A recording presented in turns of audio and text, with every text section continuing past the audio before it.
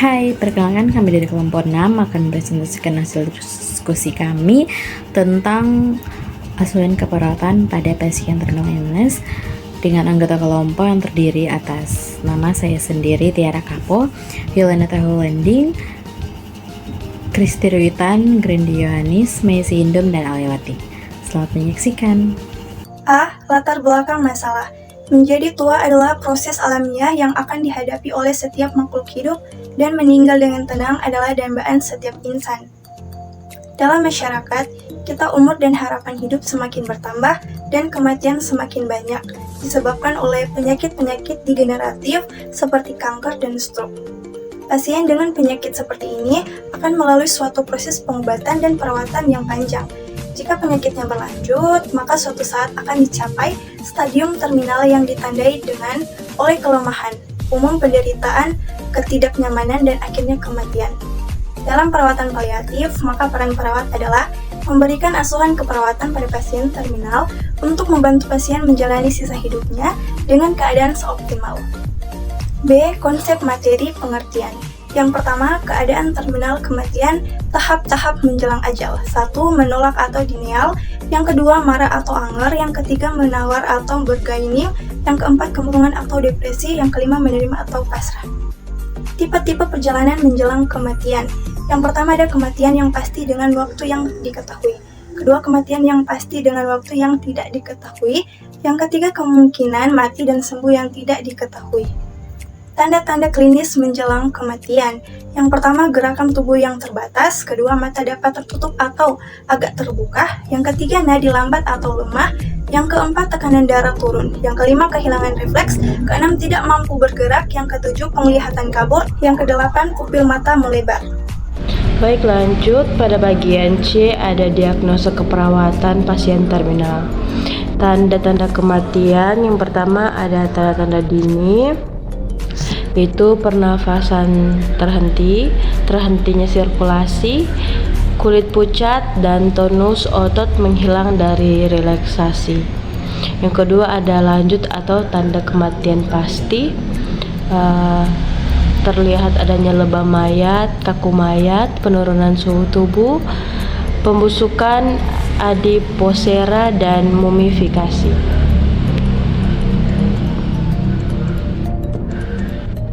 Dan bagian D ada evaluasi masalah, yaitu yang pertama klien merasa nyaman dan mengekspresikan perasaannya pada perawat. Yang kedua, klien merasa sedih dan siap menerima kenyataan. Yang ketiga, klien selalu ingat pada Tuhan Yang Maha Esa. Yang keempat, klien sadar bahwa apa yang diciptakan Allah akan kembali kepadanya. Selanjutnya, konsep dasar keperawatan. Yang pertama, pengkajian keperawatan. A. Pengkajian terhadap identitas klien. B. Pengkajian terhadap identitas penanggung jawab klien atau keluarga. C. Pengkajian terhadap riwayat kesehatan klien. D. Mengkaji kebutuhan dasar klien berdasarkan teori 14 dasar kebutuhan dasar manusia. E. Melakukan pemeriksaan fisik pada klien. F. Mengkaji data penunjang klien. G. Mengkaji kondisi keluarga klien dalam menghadapi kondisi klien dan kesiapan keluarga yang akan kehilangan klien dengan penyakit terminal yang sulit disembuhkan. Selanjutnya, untuk diagnosa keperawatan sesuai dengan SDKI, itu yang pertama distress spiritual berhubungan dengan menjelang ajal, yang kedua keputusasaan berhubungan dengan stres jangka panjang, dan yang ketiga adalah ketidakberdayaan berhubungan dengan program perawatan atau pengobatan yang kompleks atau jangka panjang. Selanjutnya kita masuk pada 3, analisa data, etiologi penyakit terminal, data subjektif. Klien mengatakan penyakit yang ia derita karena Tuhan marah dengan mengutuknya akibat perilaku menyimpang yang selama ini ia lakukan. Yang kedua, klien merasa tidak ada yang memahami dirinya. Klien mengatakan keluarga tidak memaafkan dirinya. Yang keempat, klien mengatakan merasa diasingkan oleh keluarganya. Yang kelima, klien merasa hidup sudah tidak lagi bermakna. Data objektif, klien menunjukkan perilaku banyak diam. klien menolak melakukan aktivitas ibadah yang diadakan di rumah sakit. Yang ketiga, klien menolak dan mengatakan tidak tertarik dengan kegiatan keagamaan yang ia anut. Masalah distres spiritual. Selanjutnya, etiologi stres jangka panjang. Data subjektif, klien mengatakan capek, pasrah, dan ingin mati saja. Klien mengatakan tidak ada harapan untuk sembuh. Data objektif, keluarga mengatakan pasien jarang keluar rumah dan lebih sering mengurung diri di kamarnya. Klien terlihat sulit konsentrasi dan lebih banyak diam. Masalah keputusasaan. Selanjutnya, etiologi program pengobatan jangka panjang. Data subjektif, merasa diasingkan, menyatakan rasa malu, merasa kurang kontrol. Data objektif, tidak berperan dalam perawatan diri. Masalah ketidakberdayaan. 3. Intervensi keperawatan. Nomor 1, SDKI, distres spiritual berhubungan dengan menjelang ajal.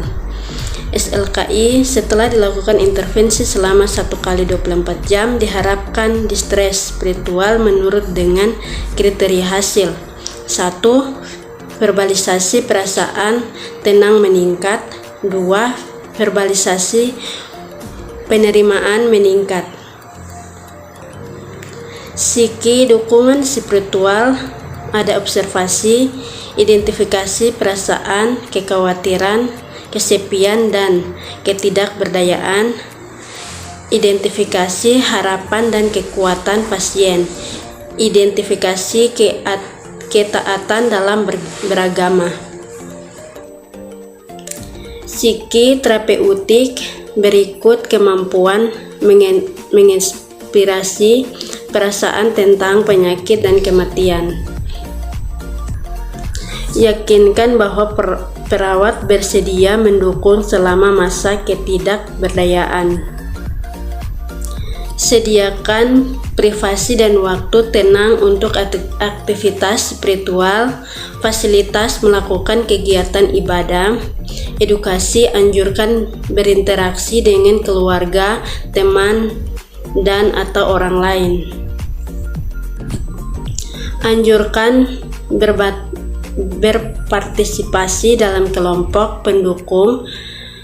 Ajarkan metode relaksasi, meditasi, dan imajinasi terbintang. Kolaborasi, atur kunjungan dengan rohaniawan.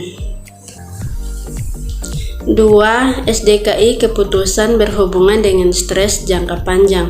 SLKI, setelah dilakukan intervensi selama 1x24 jam, diharapkan tingkat keputusan menurut dengan kriteria hasil. Yang pertama, keterlibatan dalam aktivitas perawat meningkat. 2. Setelah makan meningkat. 3. Pola tidur membaik. Psiki dukungan emosional, observasi, identifikasi fungsi marah, frustasi, dan amuk bagi pasien, identifikasi hal yang telah memicu emosi, terapeutik, fasilitas mengungkapkan perasaan cemas atau sedih. Lakukan sentuhan untuk memberikan dukungan, merangkul, menepuk-nepuk, kurangi tuntutan berpikir saat sakit atau lelah. Edukasi, jelaskan konsekuensi tidak menghadapi rasa bersalah dan malu.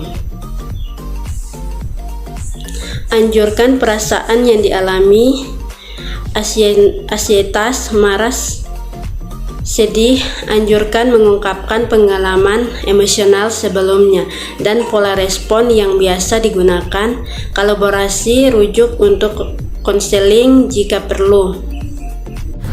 Keputusan berdasarkan stres jangka panjang. Setelah dilakukan intervensi selama 24 jam, diharapkan tingkat keputusan menurun dengan kriteria hasil. Yang pertama, keterlibatan dalam aktivitas perawatan meningkat. Yang kedua, selera makan meningkat. Yang ketiga, pola tidur membaik. Dengan dukungan emosional, observasi, identifikasi fungsi darah, frustasi, dan amuk bagi pasien, identifikasi hal yang telah memicu emosional, terapeutik, fasilitas mengungkapkan perasaan cemas atau sedih. Lakukan sentuhan untuk memberikan dukungan, misalnya merangkul, menepuk. Kurangi tuntutan berpikir saat sakit atau lelah. Edukasi, jelaskan konsekuensi tidak menghadapi rasa bersalah dan malu. Yang ketiga, ketidakberdayaan berdasarkan program perawatan atau pengobatan yang kompleks atau jangka panjang. Setelah dilakukan intervensi selama 1x24 jam, diharapkan tingkat ketidakberdayaan menurun dengan kriteria hasil. Yang pertama, beradaptasi dalam perawatan meningkat. Yang kedua, pernyataan frustasi menurun. Yang ketiga, perasaan diasingkan menurun. Observasi, identifikasi harapan pasien dan keluarga dalam pencapaian hidup terapeutik berdasarkan bahwa kondisi yang dialami memiliki nilai penting.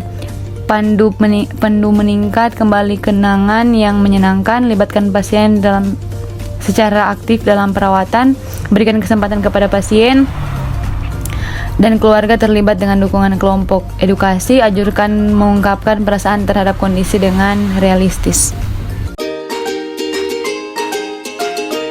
Selamat datang di Universitas Pembangunan Indonesia Manado yang terletak dekat dengan kawasan bisnis Bahu Mall Manado. Tempatnya di Kelurahan Bahu, lingkungan 3 Manado, sangat strategis di pusat kota Manado. Dibangun di atas lahan seluas 2,5 hektar, Universitas Pembangunan Indonesia Manado berdiri megah dengan ruangan 7 lantai, terdiri dari ruangan kelas, ruangan kantor, perpustakaan, laboratorium komputer, laboratorium keperawatan, pengadilan semu, dan laboratorium bahasa, kantin, serta rooftop di lantai atas. Universitas Pembangunan Indonesia Manado memiliki 6 fakultas dengan program studi, yaitu Fakultas Pertanian, Prodi Agribisnis, Fakultas Hukum, Prodi Hukum, Fakultas Teknik, Prodi Teknik Elektro dan Teknik Sipil, Fakultas Ilmu Sosial Ilmu Politik, Prodi Ilmu Politik, Fakultas Sastra, Prodi Sastra Inggris, Fakultas Keperawatan, Prodi Ilmu Keperawatan, dan Profesi Nurse.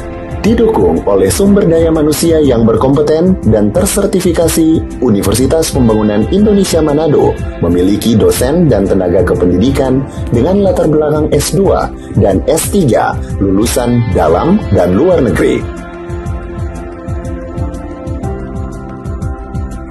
Proses belajar mengajar dilaksanakan dengan teknologi informasi merujuk perkembangan dunia modern saat ini, dilakukan dengan sistem e-learning dan sistem ujian online atau ULAIN. Hasil tracer student Universitas Pembangunan Indonesia Manado dan fakultas menyebutkan lulusan UNPI sudah tersebar di dalam dan luar negeri.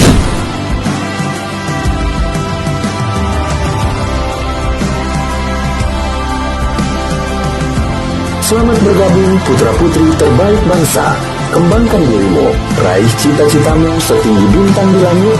Kami siap menghasilkan generasi terbaik dan pemimpin di masa depan.